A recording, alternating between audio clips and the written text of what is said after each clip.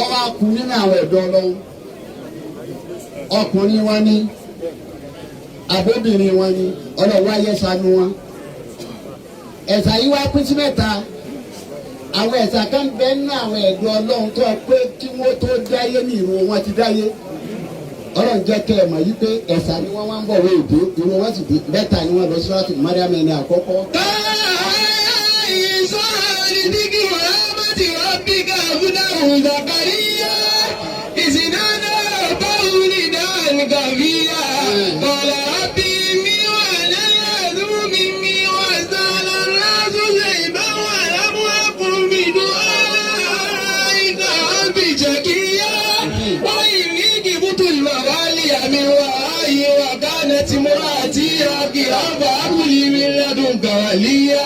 يرثني ويرث من آل يعقوب واجعله رب رضيا يا زكريا إنا نبشرك بغلام اسمه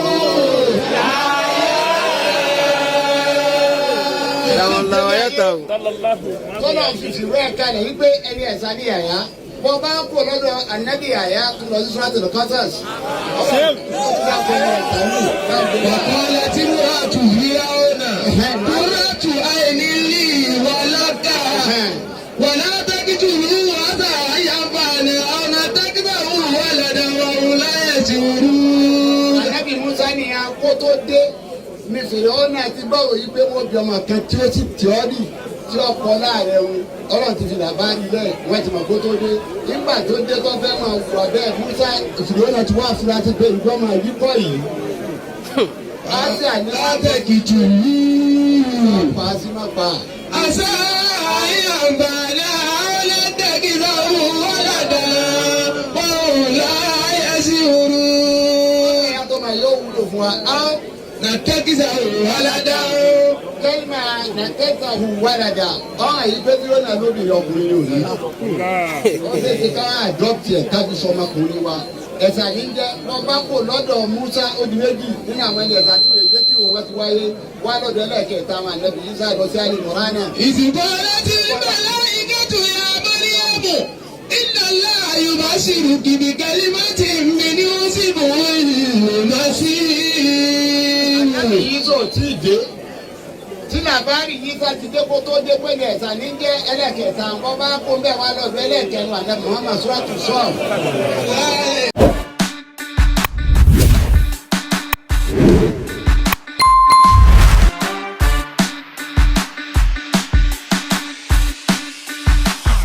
fẹ́fà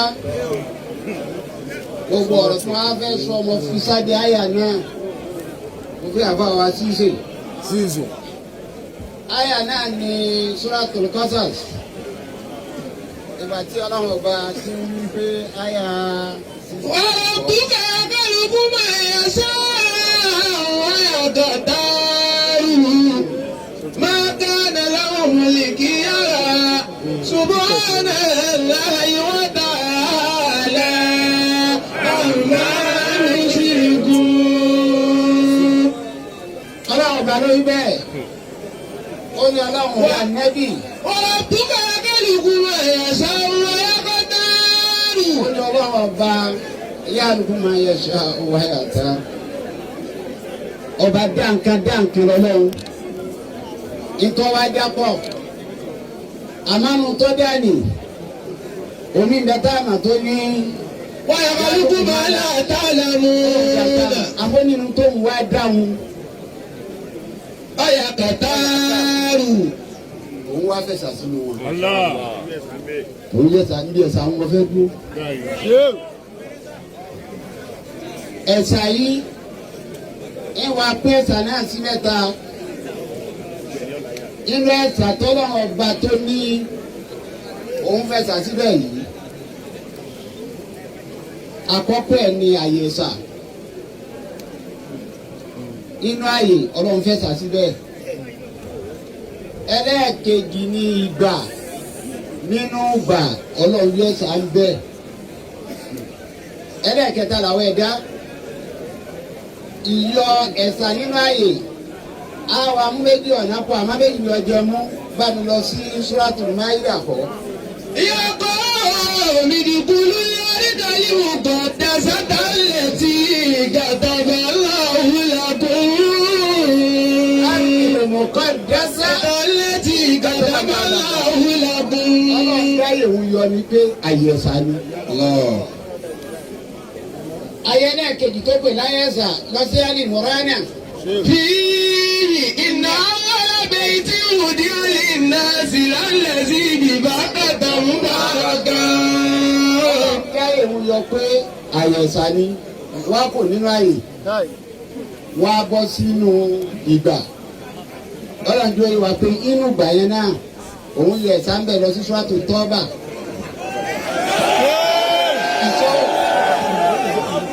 ọlọ́run tó yẹ wá ipò nínú ìgbà. إن عدة الشهور عند الله اثنا عشر شهرا في كتاب الله يوم خلق السماوات والأرض منها أربعة حرم. mo ní àmọ́sùn kan bẹ́ẹ̀ oṣù mẹ́rin péré bẹ́ẹ̀ nínú àwọn oṣù wọ̀nyí tó kó oṣù ẹ̀sà ní àrìbá tó Muharram, Rajab, Sulqada, Sulhijja oṣù ẹ̀sà ní ìkàjẹ́ nínú ìgbà ẹ̀sà wà bẹ́ẹ̀ tó bá wá kó nínú ìgbà yẹn tọ́lá jẹ́ ká mọ̀ pẹ́sà ní ọ̀kan nìyàn kó wúlò pé méjì wá tún lọ Suratul Baqara.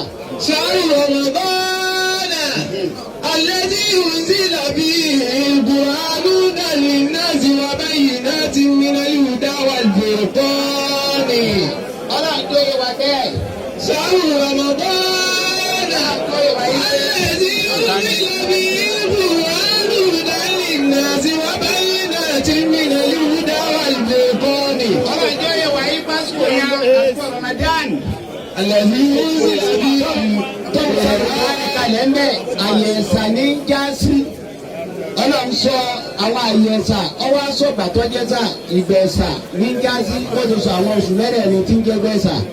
tọ́ba kò níbi ìgbà ọwọ́ akú nínú àwọn ẹ̀dọ́ ọlọ́run. ọkùnrin wọn ni àbóbìnrin wọn ni ọlọ́run àyẹ̀sà nu wọn. ẹ̀sà yìí wá pín sí mẹ́ta. àwọn ẹ̀sà kan bẹ́ẹ̀ nínú àwọn ẹ̀dọ́ ọlọ́run tó pé kí wọ́n tó dáyé ní ìrun wọn ti dáyé. ọlọ́run jẹ́ kẹ́ ẹ̀ mọ̀ yí pé ẹ̀sà ni wọ́n wá ń bọ̀ wé èdè ìrun wọn sì dé mẹ́ta ni wọ́n lọ Suratu Maryam ẹni àkọ́kọ́.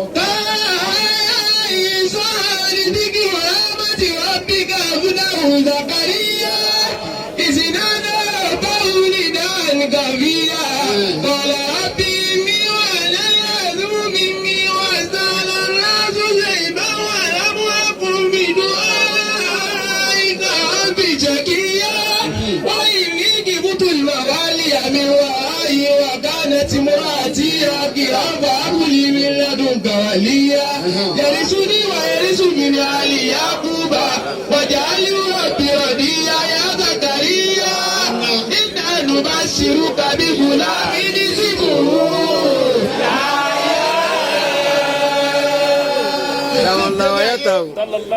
tọ́lọ̀ fìfì wẹ́ kalẹ̀ wípé ẹni ẹ̀sà ní yàyà bọ́ bá kó lọ́dọ̀ ànábì yàyà tó lọ sí Suratul Qasas. وقالت امرأة فرعون قرة عين لي ولك ولا تقتلوا عسى أن ينفعنا أو نتخذه ولدا وهم لا يشعرون. ànábì Musa ní akó tó dé ní Fìràwọ́nà àti báwo yìí pé wọ́n bí ọmọ kan tí ó sì tíọ́rì tí ó kọ láàrẹ wọn ọlọ́run ti fi làbá ilẹ̀ wọ́n ti mọ̀ kó tó dé nígbà tó dé tó fẹ́ máa wà bẹ́ẹ̀ Musa Fìràwọ́nà ti wá fúra ti pé ìgbọ́ máa yí kọ́ yìí. àti àní látẹ̀kìtù pa sí má pa. àṣà àyànbàlà ọlọ́tẹ̀kìtà wọ́lọ́dà wọ́n láyé sí òru. ìyá tó máa yóò wúlò fún wa. nàtẹ́kìtà wọ́lọ́dà. kẹ́lìmà nàkẹ́tà hù wàlàdà ọ̀hún àyí pé tí ó nà lóbìnrin ọkùnrin yóò ní. ó ṣe é ṣe ká àdọ́pì ẹ̀ kájú sọmọkùnrin wa. ẹ̀sà yìí jẹ́ wọ́n bá kó lọ́dọ̀ Musa odi méjì nínú àwọn ẹni ẹ̀sà tí wọ́n tí wọ́n ti wáyé wá lọ́dọ̀ ẹlẹ́ẹ̀kẹta àwọn àlẹ́bí Isa lọ sí àlè mọ̀ránà. ìsìnkú láti bẹ̀rẹ̀ ìkẹ́tù ya Màríyámù ìdàlá yorùbá ṣìrù kìbì kẹlímọ́tì mi ni ó sì bọ̀ ìlú lọ sí. àlẹ́bí Isa ò tí ì dé tí làbárì yìí ká ti dé kó tó dé pé ní ẹ̀sà ní jẹ́ ẹlẹ́kẹ̀ẹ́ta wọ́n bá kó bẹ́ẹ̀ wá lọ́dọ̀ ẹlẹ́kẹ̀ẹ́nu àti Muhammad suratu sọ́ọ̀. ọlọ́run tó yẹ ikú ànábì Muhammad. وإذ قال عيسى ابن مريم يا بني إسرائيل إني رسول الله إليكم مصدقا